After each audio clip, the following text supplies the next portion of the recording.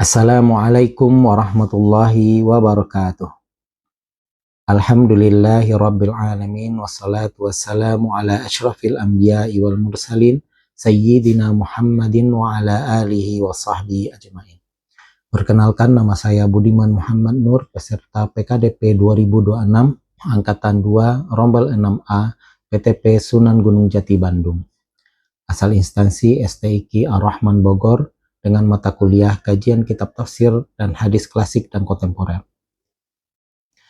Baiklah, pada kesempatan ini saya akan membahas tentang kajian kitab Sahih Al-Bukhari, biografi penyusun, metodologi dan karakteristik kitab sahihnya.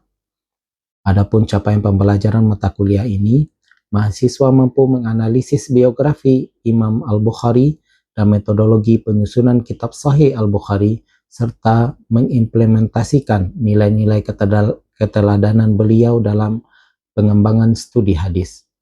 Adapun sub CPMK, yang pertama, mahasiswa mampu menjelaskan biografi Imam Al-Bukhari secara sistematis.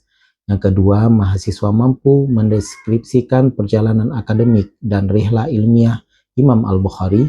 Yang ketiga, mahasiswa mampu menganalisis metode seleksi hadis dalam Sahih Bukhari. Yang keempat, mahasiswa mampu menjelaskan keistimewaan dan otoritas kitab Sahih Al-Bukhari.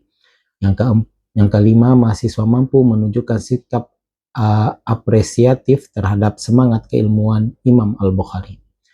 Adapun tujuan pembelajaran dari mata kuliah ini adalah mahasiswa mampu menganalisis biografi Imam Al-Bukhari, memahami metodologi penyusunan Sahih Al-Bukhari, serta meneladani semangat keilmuan beliau dalam pengembangan studi hadis. Mahasiswa yang berbahagia, ketika antum mendengar nama Imam Al-Bukhari, apa yang terlintas di benak antum? Tentu, seorang ulama hadis yang sangat teliti dan berhasil menyusun kitab hadis paling sahih setelah Al-Quran. Namun, keberhasilan tersebut tidak diperoleh secara instan, melainkan melalui perjuangan ilmiah yang sangat panjang, pengorbanan yang sangat besar, dan keikhlasan yang luar biasa dalam setiap ujiannya. Mari kita mengenal Imam Al-Bukhari. Imam Al-Bukhari memiliki nama lengkap Abu Abdillah Muhammad bin Ismail bin Ibrahim bin Mughirah bin Bardisbah Al-Ju'fi Al-Bukhari.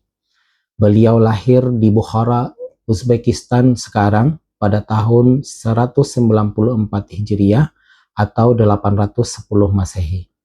Dan beliau wafat di daerah Khardak, yaitu daerah di dekat Samarkand pada tahun 256 Hijriah atau 870 Masehi, pada umur 62 tahun atau 60 tahun di tahun Masehi. Beliau digelari dengan Abu Abdillah karena merupakan nama anaknya. Ayahnya bernama Ismail bin Ibrahim, merupakan seorang ahli hadis yang soleh dan dikenal sangat menjaga kehalalan hartanya. Sejak usia 2 tahun, beliau telah menjadi yatim dan dibesarkan oleh ibunya. Dalam beberapa riwayat disebutkan bahwa Imam Al-Bukhari pernah mengalami kebutaan sejak kecil. Kemudian Allah mengembalikan penglihatannya berkat doa ibunya yang berbunyi, Yal Qadir Yalladhi ala kulli syai'in qadir. Yal Basir Yalladhi ala kulli syai'in qadir. A'id basirata ibni. Dan dalam riwayat lain mengatakan bahwa beliau bisa melihat kembali berkat mimpi ibunya dengan Nabi Ibrahim. Sejak kecil beliau menunjukkan kecerdasan yang sangat luar biasa. Beliau hafal Al-Quran di umur 10 tahun serta memulai menghadiri majelis hadis ketika beliau masih berumur 11 tahun. Kecerdasan beliau ini terlihat ketika beliau mampu mengoreksi kesalahan sanad yang dibacakan oleh seorang guru hadisnya bernama Ad-Dakhili pada usia masih sangat muda. Hal ini menunjukkan kekuatan hafalan dan pemahaman beliau terhadap ilmu hadis yang sudah berkembang sejak dini. Bagi kita, kisah ini mengajarkan bahwa kesuksesan dalam ilmu lahir dari kesungguhan belajar sejak usia muda dan kehalalan makanan yang diberikan oleh orang tua beliau yang menyebabkan beliau sangat gampang untuk menerima keberkahan sebuah ilmu. Kita lanjut kepada perjalanan ilmiah Imam Al-Bukhari.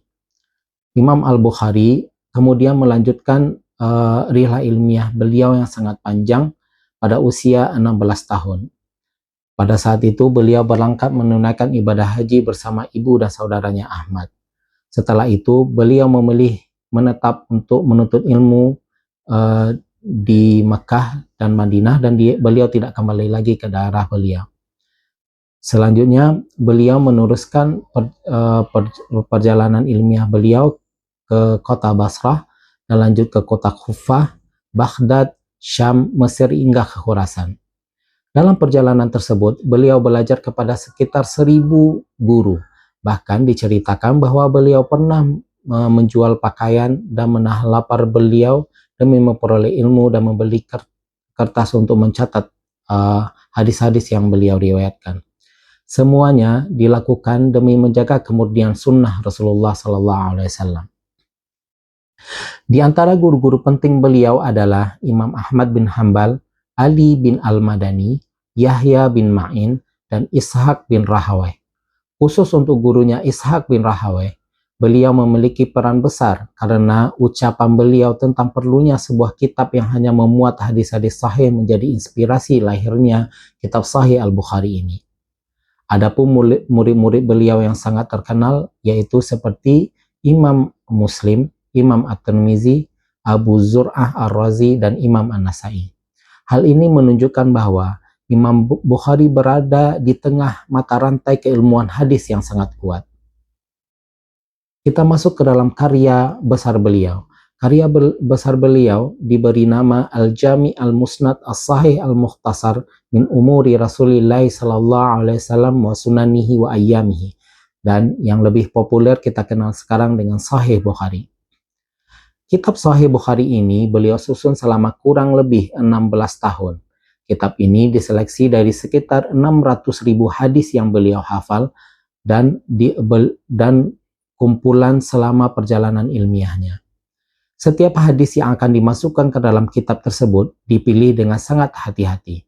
Bahkan disebutkan bahwa beliau melakukan salat istikharah sebelum menuliskan hadis ke dalam kitabnya. Oleh karena itu, kitab ini lahir bukan hanya dari kecerdasan ilmiah, tetapi juga dari kedalaman spiritual dan ketakwaan kepada Allah Subhanahu wa Ta'ala. Adapun metode seleksi hadis Imam Bukhari dikenal sebagai metode yang paling ketat. Beliau hanya menerima hadis yang sanadnya bersambung. Para perawinya adil dan kuat hafalannya, tidak mengandung kejanggalan maupun cacat secara tersembunyi. Secara terbukti adanya pertemuan langsung antara guru dan murid dalam sanad tersebut, yang disebut juga dengan liqa wal mu'asarah. Karena ketelitian inilah, Sahih Bukhari diakui oleh para ulama sebagai kitab paling sahih setelah Al-Quran. Selain terkenal karena keilmuannya, Imam Al-Bukhari juga dikenal karena keteguhan dalam mempertahankan kebenaran. Pada masa akhir kehidupan beliau menghadapi fitnah terkait masalah Al-Quran adalah makhluk ataupun bukan. Pertanyaannya disalahpahami sehingga menimbulkan kontroversi dan menyebabkan beliau diusir dari beberapa tempat. Meskipun demikian, beliau tetap bersabar dan tidak membalas dengan keburukan. Sehingga akhirnya beliau wafat pada tahun 256 Hijriah di daerah Khardak dalam keadaan tetap menjaga prinsip dan kehormatan beliau. Dalam perjalanan hidup Imam Al-Bukhari, kita dapat mengambil banyak perjalanan berharga. Beliau mengajarkan pentingnya semangat menuntut ilmu, ketelitian dalam penelitian, kejujuran akademik, kesabaran menghadapi ujian, serta keikhlasan dalam beramal.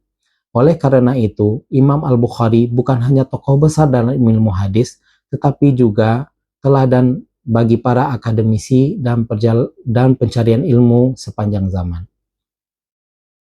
Demikianlah materi kita pada hari ini, dan sebagai penutup, ada tugas yang harus antum kerjakan, yaitu membuat ringkasan 1-2 halaman dengan tema kontribusi Sahih Al-Bukhari terhadap perkembangan studi hadis. Dengan ketentuan minimal menggunakan 3 referensi ilmiah, baik menggunakan jurnal ataupun buku-buku. Selanjutnya ditulis tangan dengan rapi menggunakan kertas double folio, serta dikumpulkan pada pertemuan berikutnya. Jazakumullah khairan. Akhirul kalam. Assalamualaikum warahmatullahi wabarakatuh.